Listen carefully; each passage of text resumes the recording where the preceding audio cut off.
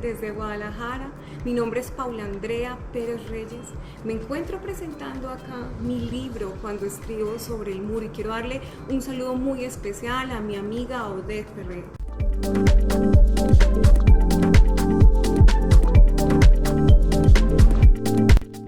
Yo soy abogada, filósofa y poeta, y estas tres profesiones tienen un punto de encuentro.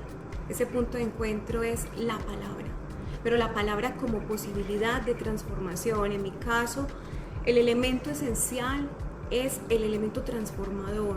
Cómo esa palabra puede resignificar algo que parece destructivo. Cómo renacer en medio de las cenizas. En mi profesión como defensora de derechos humanos he tenido la oportunidad de escuchar muchas historias. Muchos de estos poemas que están acá en este libro, Cuando escribo sobre el muro, tienen que ver precisamente con el efecto transformador de la palabra, el paso de ser víctimas a ser sobrevivientes. Es por eso que la palabra tiene la posibilidad de transformar las realidades. Así como recreamos el mundo y contamos historias, la palabra nos permite reescribir nuestra historia y devolverle la sonrisa a aquel que ha perdido la esperanza.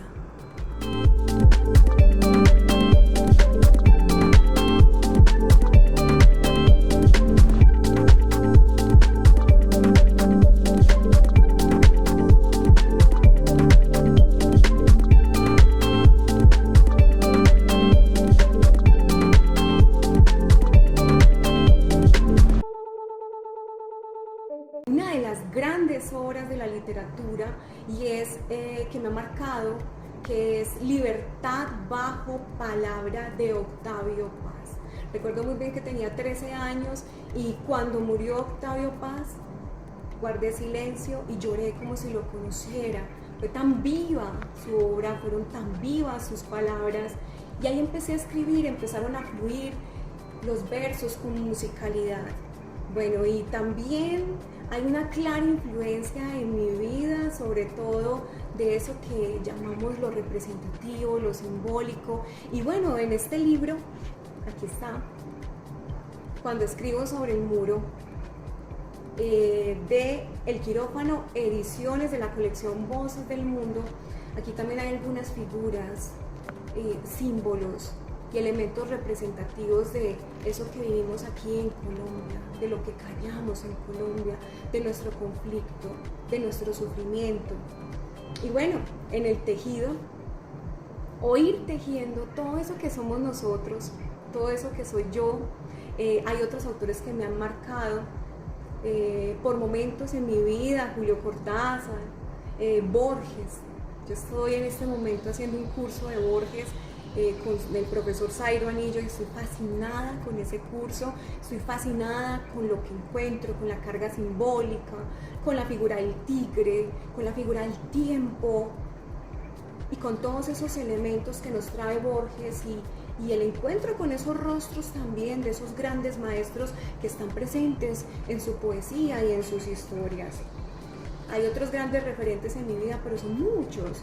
En este momento, sobre todo, que estoy a puertas de defender mi tesis doctoral en filosofía, tesis titulada Voces del Sufrimiento, la respuesta ética frente al fenómeno del sufrimiento. Sin duda uno de los grandes autores es Joan Carl Mellish. Este es el autor para mí que ha servido de referente en este proceso de investigación.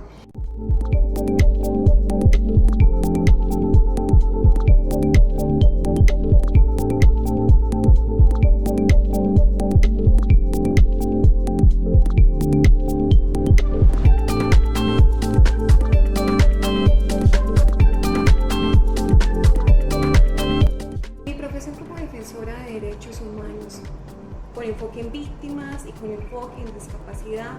También me he encontrado con un área muy interesante que sin duda ha sido muy importante en mi proceso de formación, no solamente como profesional, sino también como ser humano, y han sido los mecanismos alternativos de resolución de conflictos, en donde el objetivo central es la construcción de la paz, pero de una manera alternativa, activa. No es esa paz que pensamos que es pasiva o en una quietud, sino que es la paz que se construye en la medida en que todos dejemos un diálogo, en la medida en que todos vamos construyendo eso que llamamos posibilidades y alternativas en los conflictos que se nos presentan en la vida diaria.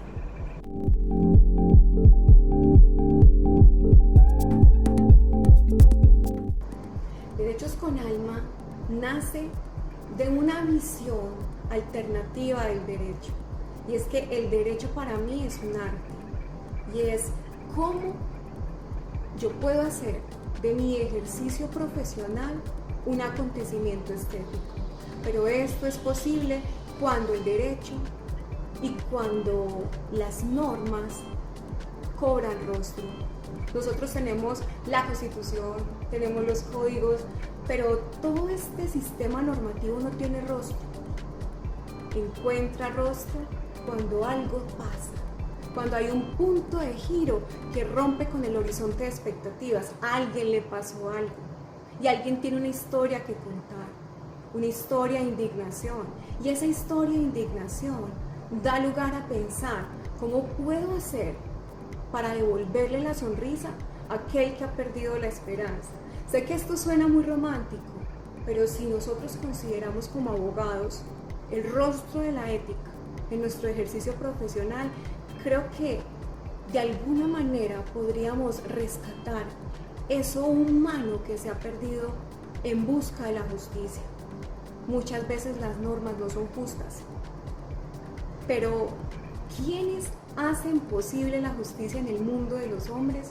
No solo los abogados, cualquier persona que conoce y reconoce que el otro sufre y acude al llamado.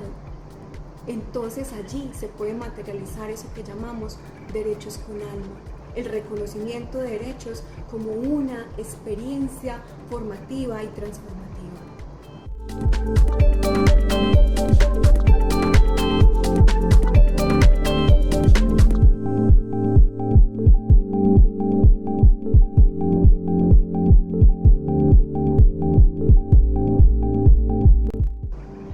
Como docente investigadora, yo me he especializado en el área de mecanismos alternativos de resolución y transformación de conflictos.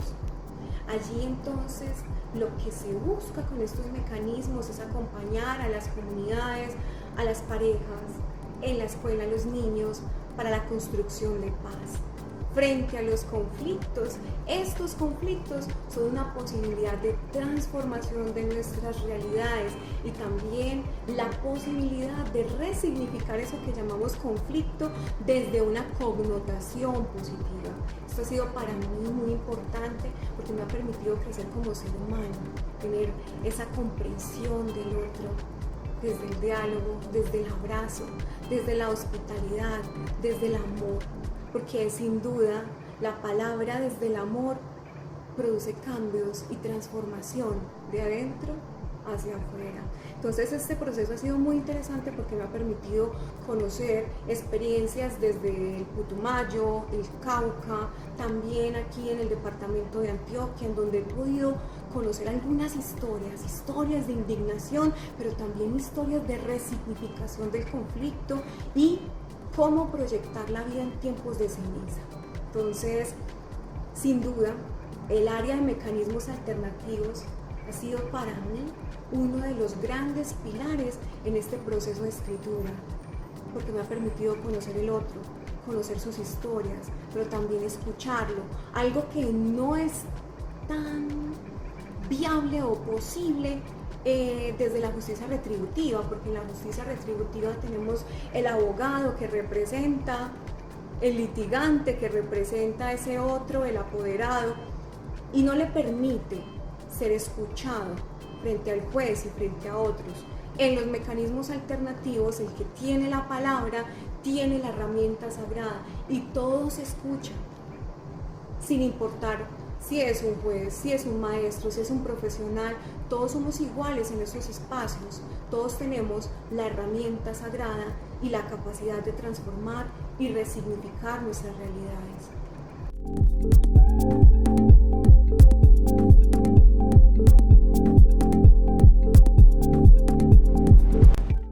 Bueno, la filosofía para mí se convierte en un estilo de vida y es mantener vivas las preguntas. Hazte pregunta para que no termines como ausencia. Es una de esas frases que me acompañan y que suelo compartir con mis estudiantes en el aula cuando hablamos de mantener vivas las preguntas. Eso es lo que hace la filosofía. En este momento de mi vida ya terminé mi tesis doctoral, estoy a puertas de defender mi tesis titulada Fenomenología del Sufrimiento, las voces en la respuesta ética del rostro. Allí trabajo autores que ellos se centran sus investigaciones en el tema del sufrimiento, de la alteridad, del reconocimiento del otro, de la revalorización del yo, pero también de ese reconocimiento de ese otro, de ese rostro que me ve. Sin duda para mí la filosofía es un caminar que me permite pensar y resignificar la vida, resignificar mis relaciones, comprender el otro, pero también hacerme esas grandes preguntas que si tuvieran respuesta, entonces yo no estaría en una posición humilde frente a la existencia. Creo que esas preguntas, en la medida en que van apareciendo en el camino, también surgen respuestas, pero respuestas que nunca se terminan de tejer.